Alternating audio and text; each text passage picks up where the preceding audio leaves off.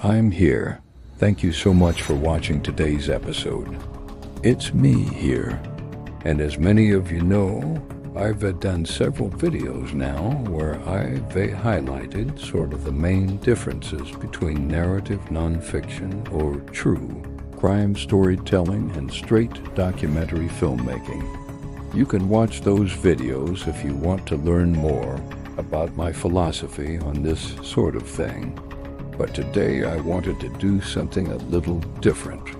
Today, I'm going to be doing what I think could potentially be my first ever suspenseful true crime style video. So that means no talking head interviews, no B-roll, no talking over the pictures. It's all going to be sort of told in a different way than I normally tell stories. I have to say, though, I don't think that this particular story would have lent itself well to a documentary either. So maybe not as much of a difference as I thought. Either way, let's jump into it. June 14th, 2025, a date that will live in infamy. It began like any other normal day in the Twin Cities. People went to work, people went to school, and soon the sun would set and the evening rush would begin. As night fell over the normally quiet suburbs, though, ominous clouds loomed overhead, casting an eerie glow over the tranquil streets. It was around 8:30 p.m. when the trouble started. A dark sedan crept through the neighborhood, its windows tinted, its intentions unclear. Meanwhile, inside a modern single-story home, the evening news flickered on the television. A prominent state leader and their spouse were unwinding after a long day, unaware of the danger lurking outside. Suddenly, the tranquility was shattered by a series of violent crashes as the sedan slammed into the front door. In the ensuing chaos, the residents were confronted by three masked assailants wielding firearms. With terrifying speed and precision, the intruders forced their way inside, turning the sanctuary of the home into a scene of a crime. Now, I'm not going to go into details about what exactly happened next because, that stuff is still under wraps. But there were reports that at least one of the residents was injured and held for medical attention at the scene. All three attackers fled before law enforcement arrived, disappearing into the darkness with their loot. The shock waves of this brazen attack rippled across the state, leaving residents in a state of disbelief and fear. As the news spread, anxious whispers filled the air. Who could have orchestrated such a daring heist, and why? Was this a random act of violence or a meticulously planned assault? Law enforcement officials moved quickly to secure the crime scene while paramedics tended to the wounded. Every minute was crucial. They needed to piece together exactly what had transpired and who was responsible. Forensics teams descended on the property, combing through every inch of the crime scene. Every fingerprint, every fiber, every piece of debris was carefully documented, all in the hope of creating a detailed profile of the assailants. But the house had been cleared by the time they arrived, and there was very little evidence left behind. As the sun dipped below the horizon, casting long shadows over the city, the news of the incident reached every corner of Minnesota. The state leader, shaken but defiant, released a statement, promising justice and vowing to move forward. We are grateful for the outpouring of concern and support we have received from our community. This was a traumatic experience, but we are thankful that everyone is okay.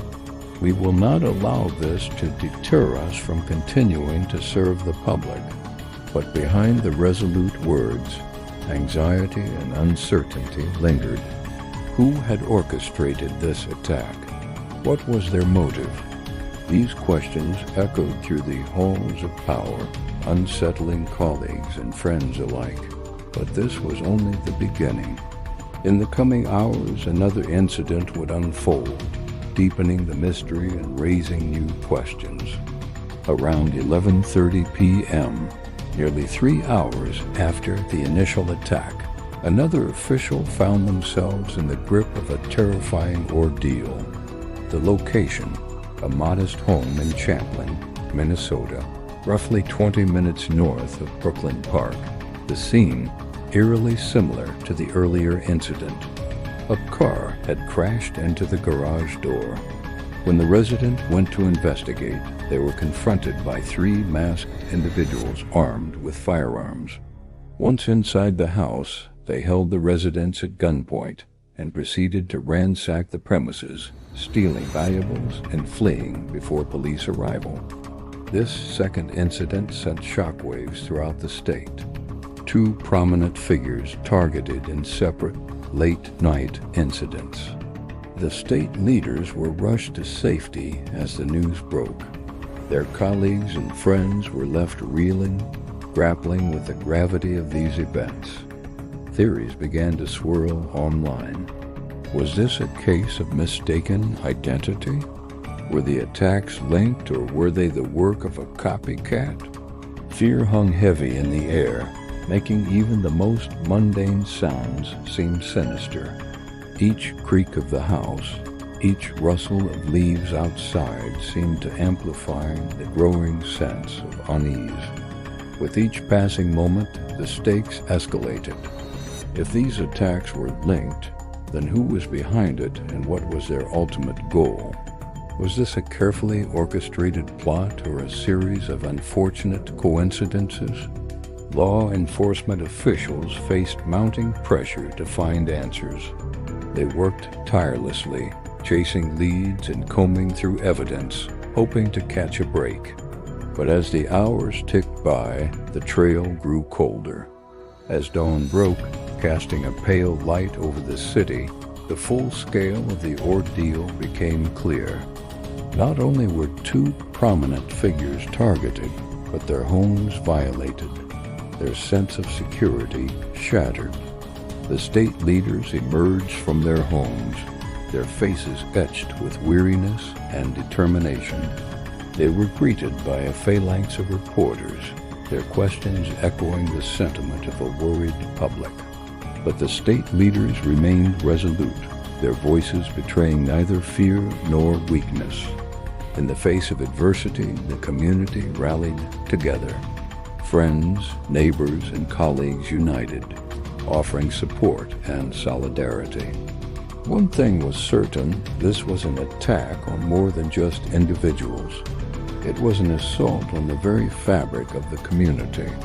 The attacks sent ripples of fear across the state, raising questions about personal safety and the security of homes. Many residents found themselves on edge, each unexplained noise triggering a jolt of anxiety. Homes that had once been sanctuaries now seemed vulnerable, the peace of mind shattered. As days turned into weeks, the investigation intensified. Law enforcement officials followed every lead, however small, hoping to catch a break in the case. They examined every piece of evidence, every witness account, searching for a connection, a motive, a lead that could unravel the conspiracy. The pressure mounted with each passing day. The public demanded answers, justice, and above all, closure.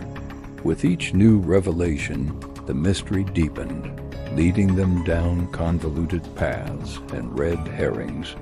Was this a crime of passion, a robbery gone wrong, or something more sinister?